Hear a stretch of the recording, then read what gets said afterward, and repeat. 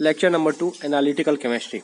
इसमें हम आज पेपर क्रोमेटोग्राफी को देखेंगे। पेपर क्रोमेटोग्राफी में जो स्टेशनरी फेज होता है वो पेपर होता है, और इसका मोबाइल फेज जो होता है सॉल्वेंट सॉल्यूशन होता है। और थर्ड फेज क्या है, मतलब कि जो कंपोनेंट हम जिसका सेपरेट करना चाहते हैं वो होता है सैंपल। तो जो सॉल्वेंट सॉल्यूशन होता है मोबाइल फेज होता है वो दो टाइप का हो सकता है, हाइड्रोफोबिक और हाइड्रोफिलिक। हाइड्रोफोबिक का एग्जाम्पल है डाईमेथिल ईथर को हम साइक्लोहेक्सेन के साथ मिक्स करके लेते हैं, और हाइड्रोफिलिक का एग्जाम्पल है मेथनॉल वाटर, जिसका अनुपात होता है 4:1, 4:1 होता है। अब स्टेशनरी फेज में जो हम ले रहे हैं पेपर, वो इसमें क्या होता है खासियत कि वो वॉटमैन पेपर होता है। तो वॉटमैन पेपर तो अलग चीज, लेकिन स्टेशनरी फेज क्या होता है इसको देखते हैं हम पहले। Water trapped between cellulose fibre of water vapour, मतलब सेल्यूलोज फाइबर के बीच में वाटर ट्रैप्ड रहता है, ये इसका स्टेशनरी फेज होता है। मोबाइल फेज क्या हो गया, सॉल्वेंट सॉल्यूशन। तो Whatman paper is used for this chromatography to separate out components of a mixture. तो इसको हम वॉटमैन पेपर को क्यों यूज करते हैं कि ये अच्छा रिजल्ट देता है। इसमें जो सेल्यूलोज फाइबर होते हैं वो अच्छा एफिशिएंसी के साथ रिजल्ट देते हैं। अब देखते हैं कि हम इस पेपर को मॉडिफाइड पेपर कहते हैं। मॉडिफाइड पेपर या वॉटमैन पेपर यूज करते हैं हम। मॉडिफाइड पेपर क्या होता है कि हम इसको जिसके ऊपर हाइड्रोफोबिक लेयर अप्लाई कर देंगे या हाइड्रोफिलिक लेयर अप्लाई कर देंगे। तो इस वजह से अप्लाई करें तो एग्जांपल के लिए आयन एक्सचेंज रेजिन को हम अप्लाई कर सकते हैं। इस टाइप से हम अप्लाई करके इसको मॉडिफाइड पेपर बनाते हैं। तो अब हम देखते हैं paper chromatography thin layer chromatography की तरह ही होता है कि हम इसमें जैसे थिन लेयर क्रोमेटोग्राफी में ग्लास का प्लेट लेते थे, इसमें पेपर लेंगे और उसके 1 सेंटीमीटर ऊपर में पेंसिल से लाइन बना के उसके ऊपर एक कंपोनेंट्स का डॉट डालेंगे, जिसको फिर हम सॉल्यूशन से बिना टच किए हुए उस लाइन को, बेस लाइन को उसमें सॉल्यूशन में रखेंगे, जिससे कि कैपिलरी एक्शन से, मतलब कैपिलरी एक्शन वो होता है जिसमें फ्लूइड विदाउट किसी एक्सटर्नल फोर्स के फ्लो करने की कैपेसिटी रखता है। तो उसमें से वो ऊपर कंपोनेंट्स जो है ऊपर आने लगेंगे अपवर्ड डायरेक्शन में, और फिर कंपोनेंट जो है उसके different different polar non polar के हिसाब से सेपरेट हो जाएंगे।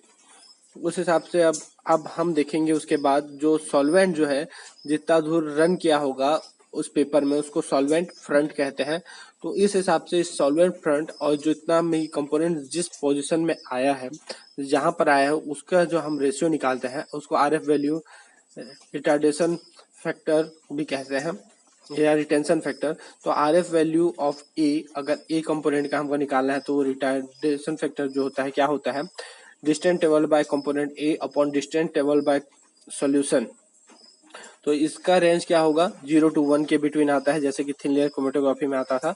तो इस प्रकार से हम इसको सेम उसकी तरह ही मान सकते हैं एक तरीके से, बस इसमें पेपर का यूज किया जा रहा है। अब देखते हैं कि प्रिंसिपल इसका क्या होता है। पार्टीशन एक प्रिंसिपल डिपेंड करता है, दूसरा एब्जॉर्प्शन पे भी डिपेंड करता है ये पेपर क्रोमेटोग्राफी।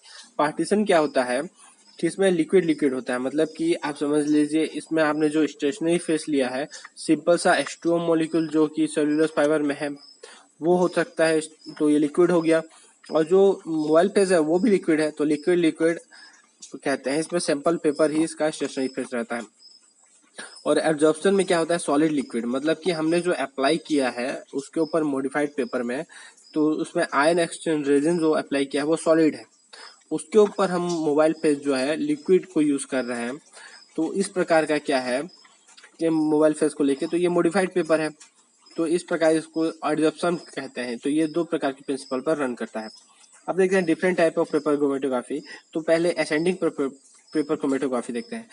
नॉर्मली हम जब असेंडिंग क्रोमेटोग्राफी करते हैं तो क्या होता है कि हम पेपर को सॉल्वेंट में डिप करते हैं, मतलब कि सॉल्वेंट नीचे रखा हुआ है, उस पर पेपर को बेस लाइन से बचाते हुए डिप करेंगे, उसके बाद फ्लूएंट अपवर्ड डायरेक्शन में फ्लो करेगा। अब तो ये अब असेंडिंग हो गया। डिसेंडिंग में पेपर क्रोमेटोग्राफी में क्या होता है कि हम पेपर को सॉल्वेंट में ऊपर टच करते हैं, मतलब कि जहां पर डॉट डाले हैं उस साइड को हम सॉल्वेंट जो ऊपर रखा हुआ है किसी भी एक बीकर, मतलब एक गिलास में, उसमें बीकर टाइप में अपवर्ड साइड में है, उसमें हम लेके उसको अटैच करते हैं, जो फिर डाउनवर्ड में सॉल्वेंट का फ्लो होता है, फिर उससे जो फिर हमारा होता है वो डिसेंडिंग पेपर क्रोमेटोग्राफी कहलाता है। तो अब थर्ड है असेंडिंग डिसेंडिंग क्रोमेटोग्राफी। इसमें क्या होता है कि हम सॉल्वेंट को पहले ऊपर की ओर चढ़ाते हैं फिर नीचे की ओर। वो कैसे होता है कि पेपर को हमने लिया अपवर्ड डायरेक्शन में किया, फिर बीच में ग्लास का रॉड लगा दिया जिससे कि फिर डाउनवर्ड की ओर पेपर आने लगा। तो इसमें क्या होता है कि सॉल्वेंट का फ्लो पहले अपवर्ड होगा फिर डाउनवर्ड हो जाता है। अब थर्ड है रेडियल क्रोमेटोग्राफी। रेडियल क्रोमेटोग्राफी में क्या है कि हम जो है पैटी डिश लेंगे, पैटी डिश में सॉल्वेंट डालेंगे, उसके ऊपर जो पेपर है उसको हम क्या कट कर लेंगे, सर्कल में हम कट कर लेंगे, रेडियली कट करके। अब इसमें क्या होता है, इसके बीच में हम कंपोनेंट को डालेंगे। हम कंपोनेंट को बीच में डालने के बाद इसमें एक क्या लगा देंगे, रुई कॉटन का एक डिक लगा देंगे। तो डिक क्या होगा, बीचों बीच लगे रहेगा, जिससे कि सॉल्वेंट नीचे से मतलब कि मोबाइल पे जो इसमें रन करेगा, फिर वो जो रेडियली इसमें जो आएगा, क्या आएगा, कंपोनेंट्स का जो डॉट डॉट आता था वो रेडियली आएगा। तो फिर उस रेडियली को हम सेम उसी RF वैल्यू वाले इक्वेशन से निकाल सकते हैं कि इसमें सॉल्वेंट कितना रन किया है और ये कितना रन किया है। अब थर्ड है फिफ्थ है इसमें 2D पेपर क्रोमेटोग्राफी। मतलब कि हम एक साइड में कंपोनेंट को डालते हैं पेपर में और उसको फिर डिप करेंगे, वो ऊपर की ओर रन करने लगता है, अपर डायरेक्शन में, जैसे कि असेंडिंग में रन कर रहा था। अब जो रन कर चुका है उस साइड को 90 डिग्री रोटेट करके अब फिर से उसमें डिप करते हैं, जो फिर से अपवर्ड डायरेक्शन में रन करता है। तो इस प्रकार से ये 2D पेपर क्रोमेटोग्राफी रन करता है। इसका प्रोसीजर ये है। तो अब इसमें जो हमने सेपरेशन कर लिया, आइडेंटिफाई किया RF वैल्यू से कि उसको मिक्स, आइडेंटिफाई RF वैल्यू का जो एक पहले से हमने डिटरमाइन करके रखा है कि ये इतना वैल्यू देता है, उस हिसाब से हमने इसे आइडेंटिफाई भी कर लिया, सेपरेट भी कर लिया। अब इसका यूज कैसे होता है, उसका एप्लीकेशन क्या है, तो separation of ink dyes first. तो फिर सेकेंड जो है to isolate plant pigment from roots and leaves. Third है separation of mixture of drugs. और फोर्थ है separation of vitamin amino acids. Fifth है to different colouring use food product.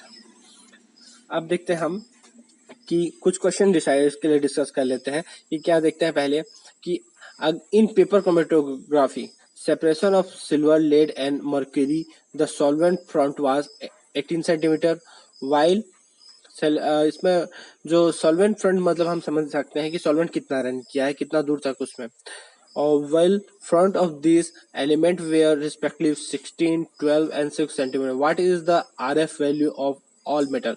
तो RF value निकालने के लिए हम क्या जानते हैं, फॉर्मूला, कि उसमें उसके कंपोनेंट ने कितना रन किया है और उसका सॉल्वेंट फ्रंट को हम रेशियो में लेके इसको निकाल सकते हैं। तो जैसे कि RF वैल्यू एक हम डिस्कस कर लेते हैं कि यहाँ पर आया सिल्वर का 16 और उसके सॉल्वेंट का फ्रंट दिया है 18, तो 16/18 करके RF वैल्यू निकालेंगे तो 0.88।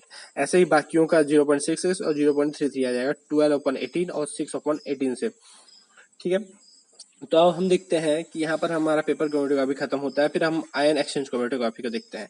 तो आयन एक्सचेंज क्रोमेटोग्राफी बहुत इंपॉर्टेंट है और इसको हमको बहुत ध्यान से पढ़ना पड़ेगा। तो इसमें क्या होता है, मोबाइल फेज जो होता है बफर सॉल्यूशन होता है, मोबाइल फेज बफर सॉल्यूशन ही लेते हैं। और स्टेशनरी फेज क्या होता है, सॉलिड एब्जॉर्बेंट मटेरियल रेजिन होता है। वो रेजिन क्या होता है, स्मॉल बिट्स होते हैं जो कैरिंग चार्ज रखते हैं, मतलब वो चार्ज रखे हुए होते हैं। तो सॉलिड एब्जॉर्बेंट मटेरियल, इसका हमको जब कैलकुलेशन करते हैं तो इसको जो ये जो स्मॉल बिट्स है उसको ग्राम में हम कैलकुलेट करते हैं। ये दो टाइप के होते हैं, कैटायन भी हो सकते हैं और एनायन भी हो सकते हैं, मतलब कि कैटायन एक्सचेंजर और एनायन एक्सचेंजर। तो मेनली आयन एक्सचेंज क्रोमेटोग्राफी जैसे प्रोटीन है, न्यूक्लिक एसिड है, ये जो चार्ज पार्टिकल है इसको हम एक्सचेंज प्रोसेस से इसको हम सेपरेट करते हैं। तो देखते हैं इसका इंस्ट्रूमेंटेशन क्या होता है कि एक हम देखते हैं कि रिजर्वर में हम क्या रखते हैं, मोबाइल फेस, फिर उसको पंप के माध्यम से एक कॉलम में ट्रांसफर करते हैं। जो उस कॉलम में क्या होता है कि जो ये सॉलिड एब्जॉर्बेंट मटेरियल है वो तो लगा रहता है, उसके साथ उसका फंक्शनल ग्रुप अटैच रहता है जो अपोजिट चार्ज का होता है।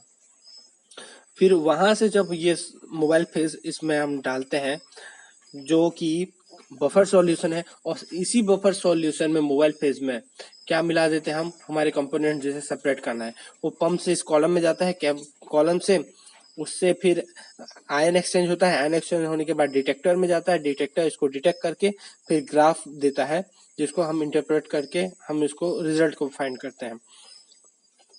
तो हम देखते हैं कि इस कॉलम में जो आयन एक्सचेंज होता है उसका प्रोसीजर क्या है। हम देखते हैं कॉलम में जो है इसमें सॉलिड एब्जॉर्बेंट अगर पॉजिटिव चार्ज का लिया गया तो इससे अटैच्ड फंक्शनल ग्रुप जो होगा वो नेगेटिव चार्ज का होगा, और इस नेगेटिव चार्ज में जो होता है फंक्शनल ग्रुप, वो इससे बाइंड रहता है किससे, सॉलिड एब्जॉर्बेंट से। तो अब हम जब मोबाइल फेज में हमारे बफर सॉल्यूशन में कंपोनेंट्स मिलाते हैं, उसमें अगर निगेटिव चार्ज वाला कंपोनेंट हम मिला के हमको क्या निकालना है, निगेटिव चार्ज, इसीलिए हम उसमें निगेटिव फंक्शनल ग्रुप वाला ही क्या लिए रहते हैं, एक्सचेंजर रेजिन। तो अब देखते हैं कि हम मोबाइल फेज में कंपोनेंट डालें तो ये क्या करेगा, निगेटिव चार्ज इस मोबाइल फेज मतलब जो कॉलम में लगा हुआ निगेटिव चार्ज को एक्सचेंज कर लेगा। इसलिए ये क्या हो गया, एनायन एक्सचेंजर, क्योंकि एनायन ने एनायन को एक्सचेंज किया और अटैच हो गया, और वो जो इसमें फंक्शनल ग्रुप वाला जो एनायन है जो अटैच था वो निकल गया बाहर। तो इसमें जो सॉलिड एब्जॉर्बेंट रेजिन था वो पॉजिटिव में था, इससे अटैच फंक्शनल ग्रुप निगेटिव में था। मोबाइल फेज का जो निगेटिव आया इसको एक्सचेंज किया। अगर यहीं पर अगर हम निगेटिव रेजिन को लें, उसमें फंक्शनल ग्रुप पॉजिटिव अटैच हो और मोबाइल फेज अगर पॉजिटिव वाला आए जिसको कंपोनेंट हमने डाला है उसको एक्सचेंज करे, तो वो क्या हो जाएगा, केटायन एक्सचेंजर। तो इस प्रकार से जो सॉलिड एब्जॉर्बेंट मटेरियल रेजिन है, स्टेशनरी फेज है, वो टू टाइप का हो जाता है, एनायन एक्सचेंजर और केटायन एक्सचेंजर। हमें किस टाइप का कंपोनेंट एक्सचेंज करना है उसके ऊपर डिपेंड करता है। और resin can be characterize as weak exchanger and strong exchanger. मतलब कि ये वीक एक्सचेंजर और स्ट्रॉन्ग एक्सचेंजर का मीनिंग क्या है। वीक एक्सचेंजर मतलब वो पीएच के वेरिएशन को कम हद तक मेंटेन कर पाता है, और कोई जो स्ट्रॉन्ग एक्सचेंजर है वो बहुत ज़्यादा पीएच के वेरिएशन को भी मेंटेन कर पाता है। अब हम इसके जो इंस्ट्रूमेंटल के स्टेप्स है इसको हम स्टडी करते हैं कि सबसे पहले हम क्या, इसका प्रोसीजर क्या होगा। हम सबसे पहले बफर को नॉर्मली एक बार रन कराएंगे, इसको कहलाता है इक्विलिब्रेशन। तो इसके इक्विलिब्रेशन में क्या है कि हम सबसे पहले बफर को ही रन कराते हैं जिससे कि एक सिंगल लाइन मिले। सिंगल लाइन हमको बताता है कि हाँ ये पैक्ड है, ये जो हमारा मशीन है वो पैक्ड है। इससे हम अब यूज करके हम डिफरेंट रिजल्ट को फाइंड कर सकते हैं, कंपोनेंट्स को सेपरेट कर सकते हैं। अब हम इसमें सैंपल का लोडिंग करते हैं बफर के साथ मिक्स करके। अब मिक्स करने के बाद हम इसमें अब इसको रन कराते हैं, जो कैटायन एक्सचेंजर है उसके ऊपर डिपेंड करेगा।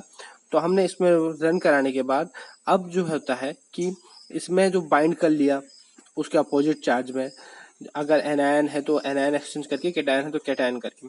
अब इसके बाद भी क्या होता है कि कुछ कंपोनेंट जो है, जो अनवांटेड कंपोनेंट है वो उसमें अटैच रह जाते हैं, मतलब कि बाइंड नहीं करते हैं लेकिन फिर भी उसमें रह जाते हैं। तो इसको हम वॉशिंग करके बफर से इसको निकाल देते हैं। तो इसमें जो फर्स्ट पिक आता है स्ट्रेट लाइन के बाद, वो क्या होता है कि अनवांटेड क्या रहता है, अनवांटेड जितने रहते हैं उनका पिक आता है, अनवांटेड मॉलिक्यूल्स का आ गया। अब थर्ड फोर्थ प्रोसेस में क्या होता है, इल्यूशन। जो इलिवेंट्स को हम जो इल्यूट करते हैं उसी वजह को इल्यूशन कराता है। ये टू टाइप्स का होता है, सॉल्ट इल्यूशन और पीएच इल्यूशन। तो अब हम देखते हैं कि इससे पहले कि सॉल्ट इल्यूशन क्या होता है। सॉल्ट इल्यूशन क्या होता है कि सॉल्ट इल्यूशन में हम पहले लो कॉन्सेंट्रेशन का सॉल्यूशन डालते हैं, किसमें, इसके इल्यूशन के लिए बफर को। तो इससे क्या होगा कि लूजली बाइंडेड जो है कैटायन से या फिर एनायन एक्सचेंजर से जो बाइंड हुआ था वो क्या हो जाएगा, सबसे पहले इल्यूट हो जाएगा, उसका पिक हमको मिलेगा। फिर उसके बाद हम हाई कॉन्सेंट्रेशन का डालते हैं जो कि मल्टीपल बॉन्ड या स्ट्रॉन्ग बॉन्डेड जो रहते हैं उनको इल्यूट करता है। तो इस प्रकार से हम पिक जो मिलता है, सबसे पहले लूजली बॉन्डेड का मिलता है, फिर स्ट्रॉन्ग बॉन्डेड का मिलता है।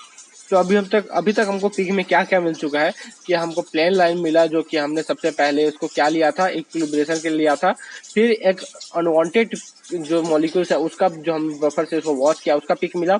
उसके बाद लूजली बाइंडेड का, फिर मल्टीपल बॉन्ड या स्ट्रॉन्ग बॉन्डेड का, जो सॉल्ट सॉल्यूशन के स्ट्रॉन्ग कॉन्सेंट्रेशन वाले को हम डाल के इसको निकालते हैं, इल्यूट करते हैं। अब पीएच इल्यूशन में क्या होता है, पीएच इल्यूशन में ये होता है कि हमने पीएच जो लिया है कि 3 ले लिया और पी आई इक्वल्स टू भी 3 ले लिया। मतलब पी आई क्या होता है, आइसो इलेक्ट्रिक पॉइंट। तो इस पीएच इल्यूशन को पढ़ने से पहले हमको देखना पड़ेगा कि जैसे कि हम अमाइनो एसिड जो ज्यूटर आयन होता है, मतलब जिस ज्यूटर आयन उसको बोलते हैं जिसमें कैटायन और एनायन दोनों चार्ज प्रेजेंट रहते हैं, उसको लेकर अगर हाई पीएच में लें तो इसमें क्या होता है कि हाई पीएच मतलब क्या हो गया, OH माइनस का कॉन्सेंट्रेशन ज्यादा है, तो ये जो ज्यूटर आयन है वो निगेटिव चार्ज की तरफ बिहेव करने लगता है। अगर लो पीएच लें तो इसमें अगर हम देखते हैं कि H प्लस कॉन्सेंट्रेशन हाई रहता है, तो इसमें क्या होता है कि ये होता है पॉजिटिव चार्ज की तरह ज्यूटर आयन बिहेव करने लगता है, अमाइनो एसिड। और जो ये तो हो गया ज्यूटर आयन। अब हम देखते हैं कि उसका क्या होता है, आइसोइलेक्ट्रिक पॉइंट। जो आइसोइलेक्ट्रिक पॉइंट क्या होता है कि अगर इस पॉइंट पे वो न्यूट्रल रहता है आइसोइलेक्ट्रिक पॉइंट पे। तो अगर अब इसमें हम लो पीएच को दें, अमाइनो एसिड या जो प्रोटीन है वो न्यूट्रल है, इसमें अगर लो पीएच को लें तो लो पीएच में क्या हो गया, H+ का कॉन्सेंट्रेशन हाई हो गया तो ये पॉजिटिव की तरफ बिहेव करने लगता है। और हाई कॉन्सेंट्रेशन को लें तो इसमें जो पीएच होता है मतलब हाई पीएच को लें तो इसमें OH- का कॉन्सेंट्रेशन अधिक होता है तो ये निगेटिव की तरफ बिहेव करने लगता है। तो अब हम देखते हैं कि पीएच इल्यूशन में क्या होता है कि अगर पीएच भी 3 है और पोटेंशियल मतलब कि आयनिक आइसो इलेक्ट्रिक पॉइंट भी 3 लेकर हम अगर रखते हैं मॉलिक्यूल का, जो कॉलम है उसका आइसो इलेक्ट्रिक पॉइंट भी 3 है और पीएच 3 का हम क्या डालते हैं, सॉल्यूशन जो बफर है उसको हम लेते हैं pH 3 का, तो उसमें क्या होगा कि मॉलिक्यूल, सॉरी ये कॉन्सेप्ट नहीं है इसमें, अगर हमने जो pH लिया हुआ है वो भी 3 लिया हुआ है और आइसो इलेक्ट्रिक पॉइंट अगर 3 लिया हुआ है तो क्या होगा कि वो जो मॉलिक्यूल उससे अटैच्ड है, किससे, रेजिन से, वो बॉन्डिंग में के बीच में क्या होगा, चार्ज भी नहीं रहेगा तो मॉलिक्यूल न्यूट्रल रहेंगे। तो चार्ज नहीं रहेगा तो क्या होगा, बॉन्ड ब्रेक होगा और इल्यूट आउट हो जाएगा। ये इसका कॉन्सेप्ट है। अगर हम देखते हैं कि कहीं पर अगर हमने एक कॉन्सेप्ट देखा है कि पोटेंशियल मतलब आइसोइलेक्ट्रिक पॉइंट 3 है और हमने पीएच बढ़ा दिया, क्या किया, पीएच को 4 किया, पीएच 4 करने से क्या हो गया कि इसके लिए हमको क्या लेना पड़ेगा, पीएच 4 करने से वो निगेटिव की तरफ बिहेव करने लगेगा। तो निगेटिव की तरफ बिहेव करने लगेगा क्या, अमाइनो एसिड या प्रोटीन, तो उससे क्या होगा कि उसका एनायन एक्सचेंजर यूज करना पड़ेगा हमको। तो हमने यहाँ एक्सचेंजर सिलेक्शन भी देख लिया कि अगर पीएच आइसोइलेक्ट्रिक पॉइंट 3 है, हमने उससे ज्यादा आइसोइलेक्ट्रिक पॉइंट से ज्यादा मतलब हाई पीएच मतलब 4 भी ले लिया तो क्या हो गया, उसमें OH- का कॉन्सेंट्रेशन ज्यादा, तो वो OH जो है निगेटिव की तरफ बिहेव करेगा और इसमें जो अमाइनो एसिड या प्रोटीन को एक्सचेंज करना है वो भी, तो इसके लिए हमको आयन एक्सचेंजर के थ्रू इसको कराना पड़ेगा प्रोसेस को। तो हमने देख लिया सॉल्ट इल्यूशन और पीएच इल्यूशन। इसको इल्यूशन से प्राप्त ग्राफ में जो क्या होगा, एक स्ट्रेट लाइन जो इक्विलिब्रेशन को दिखाता है, लोडिंग और वॉशिंग के लिए एक अनवांटेड मॉलिक्यूल का पीक आता है, फिर लूजली बाइंडेड के लिए जो आता है वो एक पीक आएगा और मल्टीपल बॉन्ड के लिए एक पीक आएगा। ये इसके ग्राफ का इंटरप्रिटेशन है। लेकिन इसमें जो एक्स एक्सिस होता है टाइम अपॉन वॉल्यूम होता है, जिसमें टाइम क्या है कि उसमें कितने देर सैंपल सॉल्यूशन या बफर रहा, और जो वॉल्यूम है, वॉल्यूम क्या कहलाता है कि हमने कितना बफर यूज किया इसको इल्यूशन के लिए, ये हो गया इसको सेपरेट करने के लिए, वो इसका वॉल्यूम हो गया। और इसमें जो वाई एक्सिस में होता है एब्जॉर्बेंस या फिर कॉन्सेंट्रेशन होता है। तो हमने इसको कंप्लीट किया। अब देखते हैं आयन एक्सचेंज कैपेसिटी क्या होती है कि ion exchange capacity express total of active site of a resin in which ion are attached because of greater molecular weight. तो ये इसकी कैपेसिटी है कि वो कितना को एक्सचेंज करा सकता है, मतलब कि इसको एक्सचेंज कराने की ही कैपेसिटी को ही बताता है। जैसे कि RH+ है, उसमें सोडियम प्लस को एक्सचेंज किया और वो जो H+ है Cl- के साथ मिलकर HCl बना लिया, तो RNA+ हमको मिला, तो उसकी एक्सचेंज करने की कैपेसिटी क्या होगी, तो ये मिली इक्विवेलेंट पर ग्राम में आता है। इसका क्या होता है, इसका यूनिट होता है milliequivalent per gram. Charge exchange capacity equals to क्या होता है, volume in ml into molarity upon mass of resin per gram, पर ग्राम नहीं ग्राम, ग्राम में इसका होता है वॉल्यूम, ml में वॉल्यूम क्या है कि उसका जो बफर का हम वॉल्यूम ले रहे हैं, कितना बफर यूज हो रहा है, और उसकी मोलरिटी कितनी है जो उसको इल्यूट आउट करने के लिए उसके हमको लेते हैं, और उसके अपॉन में लेते हैं मॉस ऑफ रेजिन, जो रेजिन लिए हैं उसको कितने लिए हैं उसको वो ग्राम में लेते हैं। तो इस प्रकार से इसका फॉर्मूला हल जाता है आयन एक्सचेंज कैपेसिटी का, मिलीग्राम पर इक्विवेलेंट, मिली इक्विवेलेंट पर ग्राम, और volume into molarity upon mass of resin. अब हम देखते हैं इसका कुछ question, ion exchange chromatography is based on, किस पे बेस्ड है, तो ये इलेक्ट्रो अट्रैक्शन पे है या पोलर पे है या फिर एड्सॉर्प्शन क्रोमेटोग्राफी पे है या पार्टीशन क्रोमेटोग्राफी पे है। तो हम जानते हैं कि ये इलेक्ट्रो अट्रैक्शन पे डिपेंड करता है। इससे पहले हमने पेपर क्रोमेटोग्राफी पढ़ा था, वो किस प्रिंसिपल पे बेस्ड था, पार्टीशन क्रोमेटोग्राफी या एड्सॉर्प्शन क्रोमेटोग्राफी, दोनों पे डिपेंड करता था। तो अब हम देखते हैं कि हम सेकंड क्वेश्चन की ओर चलते हैं कि ये इस क्वेश्चन का आंसर क्या हुआ, तो ये तो किस पे ऊपर डिपेंड करता है, इलेक्ट्रो अट्रैक्शन के ऊपर, जो केटायन एंड आयन के एक्सचेंजर के आयन के जो इलेक्ट्रो अट्रैक्शन पर है उसी के ऊपर डिपेंड करता है। तो सेकंड क्वेश्चन है, a column is packed with 5 gram of a strongly acid ion exchange resin in H+ from 1.0 molar NaCl solution is passed through the column until the eluent coming out becomes neutral. The collected eluent is completely neutralized by 17 ml of 0.5 molar NaOH. The ion exchange capacity of resin is, तो हम देखते हैं कि यहाँ पर हमने 5 ग्राम resin लिया है, तो फॉर्मूला में आयन एक्सचेंज कैपेसिटी को पूछा है, तो उसको मिली इक्विवेलेंट पर ग्राम में हमको फाइंड करना है। तो इसका वॉल्यूम कितना हो गया जो हम इसको न्यूट्रलाइज करने के लिए लिए इल्यूएंट को, वो हो गया NaOH का क्या होगा 17 ml, और इसका क्या मोलरिटी कितनी है 0.5 है, और उसका मास कितना आ गया रेजिन का 5, तो 17 इंटू 0.5 अपॉन 5, तो 1.75 मिली इक्विवेलेंट पर ग्राम इसका रिजल्ट आता है। अब हम देखते हैं थर्ड, आज हमारा कॉन्सेप्ट जो है, थर्ड टेक्निक है वो क्या है हमारा आज का, साइज एक्सक्लूजन क्रोमेटोग्राफी, जिसे जेल परमिएशन या जेल फिल्ट्रेशन या मॉलिक्यूल स्टैटिक क्रोमेटोग्राफी भी कहते हैं, या मॉलिक्यूलर स्टीव क्रोमेटोग्राफी भी ये कहलाता है। तो इसका मोबाइल फेज क्या होता है, लिक्विड सॉल्यूशन होता है, और स्टेशनरी फेज क्या होता है, डेक्सट्रेन या एगारोस को हम इसका स्टेशनरी फेज की तरह यूज़ करते हैं। तो इसमें जो होता है डेक्सट्रेन में एग्जांपल के लिए सिफेडेक्स को यूज़ करते हैं, जिसका G50 होता है। G50 मतलब 50 किलो डाल्टन से एवव का जो मॉलिक्यूल होगा वो इससे इजिली सेपरेट हो जाएगा, मतलब कि इससे इजिली निकल जाएगा, उससे एवव का उतने से नीचे, और नीचे का जो मॉलिक्यूल या उतना तक का मॉलिक्यूल इसमें फंस के रह जाएगा, उस जो बाद में उसका सेपरेशन या फिर इल्यूशन होगा। तो इसमें G75 G100 ऐसा भी आता है।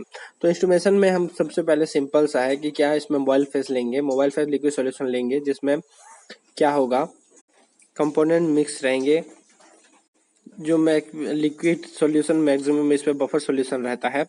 अब उसको क्या है कॉलम में हम डालेंगे, कॉलम से वो क्या होगा कि इसमें स्टेशनरी फेज डला रहेगा कॉलम में। स्टेशनरी फेज से क्या होगा, ये जो मोबाइल फेज से गुजरेगा, जो हैवी मॉलिक्यूल रहेंगे G50 से वो पहले निकल जाएंगे, और जो 50 के अंदर वाले बाद में निकलेंगे, जिसे डिटेक्टर डिटेक्ट करेगा, फिर उस पर वो क्या करेगा कि वो उससे इंटरप्रेटेड ग्राफ को हमको देगा। अब इस पर क्या आता है, selection of stationary phase on basis of sample. तो सिलेक्शन कैसे करेंगे स्टेशनरी फेज का, on the basis of sample, हम कितने किलो डाल्टन के मॉलिक्यूल को सेपरेट करना चाहते हैं, उस हिसाब से G50 G75 या G100 का स्टेशनरी फेज लेते हैं। अब जो buffer used in size exclusion chromatography is iso, मतलब इस फॉस्फेट बफर है, इसको फॉस्फेट बफर को हम क्या करते हैं एक्सक्लूजन क्रोमेटोग्राफी में, साइज एक्सक्लूजन क्रोमेटोग्राफी में यूज करते हैं एज अ मोबाइल फेज। तो अगर हम देखते हैं कि इसमें कॉमन वॉल्यूम टर्म लेते हैं, जो कॉलम में जो है पेकिंग हुआ है वॉइड का, मतलब कि जो रेजिन है उसका जो पेकिंग हुआ है, मतलब कि सॉलिड का जो स्टेशनरी फेज का पेकिंग हुआ है, उसमें जो खाली जो वॉइड बचते हैं उसको हम क्या कहते हैं मोबाइल फेज वॉल्यूम बोलते हैं, जो कि वॉइड वॉल्यूम V0 से इसको हम शो करते हैं, जो बचा हुआ वॉल्यूम है जो सॉलिड फेज के बाद, स्टेशनरी फेज के बाद। तो अब हम देखते हैं कॉलम में जो वॉल्यूम है, टोटल वॉल्यूम इसका कॉलम का जितना रहता है उसको V टोटल कह देते हैं। अब जो देखते हैं कि V टोटल के बाद जो रेजिन ने जितना जगह कवर किया है, मतलब कि सॉरी स्टेशनरी फेज ने जितना जगह कवर किया है, स्टेशनरी फेज जो डेक्सट्रेन है G50 75 वो जो है उसने कितना जगह कवर किया है उसको कहते हैं VI, मतलब इसको कहते हैं इंटरनल पोर वॉल्यूम, जो पोर ने इसको कवर किया है। तो इसको हम V टोटल माइनस V0 से भी कैलकुलेट कर सकते हैं। तो सबसे पहले 3 टाइप के वॉल्यूम हुए, void volume V0, total volume VT, और इंटरनल पोर वॉल्यूम क्या हो गया VT माइनस V0 या VI। तो अब हम देखते हैं कि इसका प्रोसीजर क्या था, इसको भी इक्विलिब्रेशन कराते हैं। सबसे पहले इसमें रन कराएंगे बफर को, स्ट्रेट लाइन प्राप्त होगा जिससे पता चलाएगा कि इंस्ट्रूमेंटेशन पैक्ड है हमारे रन के लिए, प्रोसेस के लिए। फिर अब इसमें हम सैंपल मिक्स्ड विद बफर को इसको लोड करेंगे कॉलम में। तो उससे क्या होगा कि कॉलम में साइज के अकॉर्डिंग जो हमने जो किया है, तो सबसे पहले जो हाई कॉन्सेंट्रेशन मतलब हाई साइज वाला है वो पहले निकल के आ जाएगा, जिसे हम अलग से लेके क्या से कलेक्ट कर लेंगे, और इसमें जो डिटेक्टर है इसको डिटेक्ट करने के बाद इसको एक कलेक्टिंग ट्यूब में कलेक्ट कर लेते हैं। तो डिटेक्टर इसको इसके हिसाब से ग्राफ बना देता है, तो डिटेक्टर इसके हिसाब से ग्राफ बना देता है। उसके बाद जो हम करते हैं स्मॉल साइज वाले को अलग से सेपरेट कर लेते हैं, डिटेक्टर इसको भी डिटेक्ट करके ग्राफ बना चुका होता है। तो अब हम देखते हैं, पहला जो ग्राफ आया वो लार्ज मॉलिक्यूल का होगा, सेकंड ग्राफ जो आया वो किसका होगा, स्मॉल साइज पार्टिकल्स का होगा, मॉलिक्यूल का होगा। तो इसमें क्या बोलते हैं कि केडी, केडी क्या होता है, डिस्ट्रीब्यूशन कोएफिशिएंट। तो ये KD represent the fraction of stationary phase that is available for diffusion of a given molecule. जो स्टेशनरी फेज का अवेलेबिलिटी है डिफ्यूजन के लिए उसको रिप्रेजेंट करता है केडी। तो केडी का फॉर्मूला क्या होता है, V E minus we not upon V I. तो इसमें वी ई क्या है, जो हमने लार्ज पार्टिकल को हमने निकाला उसको, उसके डिस्टेंस को, मतलब जितना वॉल्यूम इसके लिए यूज हो रहा है वो उस वॉल्यूम को वी ई ए कह देंगे, और जितना वॉल्यूम इल्यूट करने के लिए हमको जो बफर सॉल्यूशन लगा उसको वी ई बी कह देंगे।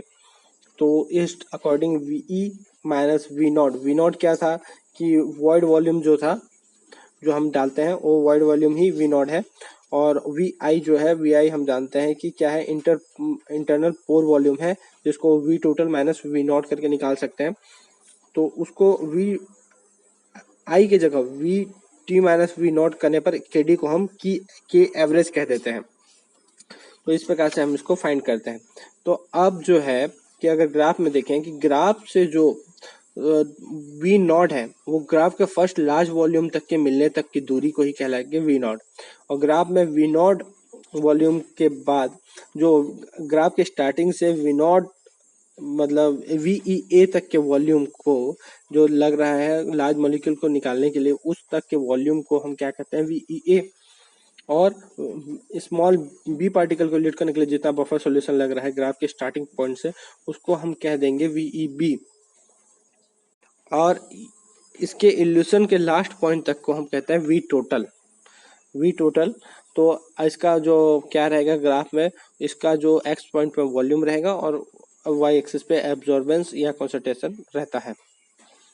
अगर हम एब्जॉर्बेंस मतलब कि डिस्ट्रीब्यूशन कोफिशिएंट किसका ए का देखें तो क्या होगा, V E A minus we not. V E A और वी नॉट में क्या अंतर होगा, कुछ अंतर नहीं होगा, क्योंकि ये जो वी नॉट है इसका क्या होता है कि मोबाइल फेस वॉल्यूम होता है, मतलब कि इसमें जो पोर वॉइड वॉल्यूम है वही है, और उतने ही में ही हमारा क्या होता है, लार्ज पार्टिकल को हमको निकल जाता है। तो उस लार्ज पार्टिकल निकालने के लिए भी उतने ही वॉल्यूम की जरूरत होती है, क्योंकि वो इसमें नेट में फंसता नहीं है इसकी केडी के, और मतलब कि इसमें जी 50-50 के फंसता नहीं है नेट में, और वो तो इजिली निकल जाता है, उसके बाद जो होता है वो फंसता है और बाद में निकलता है। तो उसके अकॉर्डिंग हम समझ सकते हैं कि ये जो होता है V E A minus we not equals to zero आ जाता है, तो उसके अपॉन में वी आई होता है। तो ये इस तो हमेशा रिजल्ट में जीरो देगा के डी ऑफ ए, तो K D equal to zero for large particle होता है हमेशा, और K D of B equals to V E B minus we not upon V I, इसका कैलकुलेशन हमको करना पड़ता है। लेकिन देखने की वाली बात यह है कि कॉलम का लेंथ अगर हम बढ़ा देंगे तो वॉल्यूम हमको जो बफर का है वो ज़्यादा लगेगा, तो इसके लिए वी ई भी बढ़ जाएगा। और वी ई जो स्मॉल पार्टिकल के लिए होता है,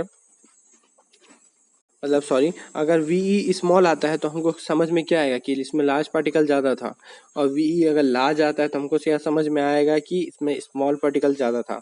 अब हम देखते हैं कि एक क्वेश्चन डिस्कस कर लेते हैं। The general expression for the appearance of a solute in a eluent is where V is the elution volume of a substance, V not sorry V is the sorry V not is the void volume of K0 is distribution coefficient and VI is internal water volume। तो इसके अनुसार हमारा जो graph मतलब कि equation क्या आएगा, तो उसमें चार ऑप्शन दिए हुए हैं जिसको हम अपने K D equals to V E minus V zero upon V not upon V I से हम इसको सॉल्व करके फाइंड कर सकते हैं। अगर फाइंड के एवरेज पूछता है फॉर सेकेंड पीक, अगर हमारे पास एक ग्राफ दिया हुआ है जिसमें कि सेकेंड पीक का हमको पूछता है, एवरेज पूछता है, तो इसके लिए के एवरेज इक्वल टू हम जानते हैं कि हमने जो नीचे में V E minus we not upon V I होता है, तो वी आई को V total minus we not कर देने पर वो के एवरेज हो जाता है। तो इसके लिए हमको देता है कि अगर वी ई 20 दिया है और माइनस वी नॉट 10 कर देंगे और अपॉन 25 माइनस 10 कर देंगे वी आई के लिए, तो 0.66 इसका रिजल्ट आ जाता है। तो आज तक हमने बहुत कुछ स्टडी कर लिया, तो अब हम देखते हैं नेक्स्ट लेक्चर में। Thank you.